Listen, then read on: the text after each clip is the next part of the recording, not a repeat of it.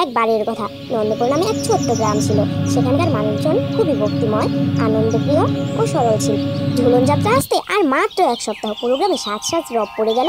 গোপাল খুশি গলায় বলল, এবার আমরা এমন দোলনা বানাবো যেখানে কৃষ্ণ ঠাকুর নিজেই দোল খাবে। তারপর সব বাচ্চারা মিলে দোলনা বানানো শুরু করে দিল। ফুল, কাগজের পতাকা আর ঘন্টার মালা দিয়ে সাজানো হলো সেই দোলনা। সবার চোখে আনন্দ আর মনে ভক্তি। সন্ধ্যা হয়ে গেল, সবাই বাড়ি ফিরে গেল, কিন্তু গোপাল সে দোলনার পাশে লুকিয়ে রইল চুপচাপ। হঠাৎ করে চারপাশ আলোকিত হয়ে উঠলো।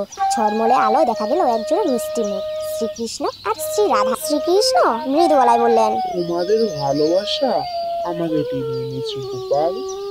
আজ আমি তোমাদের দোলনায় দুলতে এসেছি। গোপাল ভক্তি ভরে বলছে, সত্যি কৃষ্ণ ঠাকুর, তুমি বসবে আমার এই ছোট্ট দোলনায়? সকালে সবাই এসে দেখলো দোলনায় রাধা কৃষ্ণের মূর্তি, তাজা ফুল আর প্রসাদের ঘ্রাণ। এক বৃদ্ধা শ্রদ্ধা ভরে বললেন, যাদের মনে ভক্তি আর ভালোবাসা থাকে শ্রীকৃষ্ণ তাদের কাছে নিজেই চলে আসে।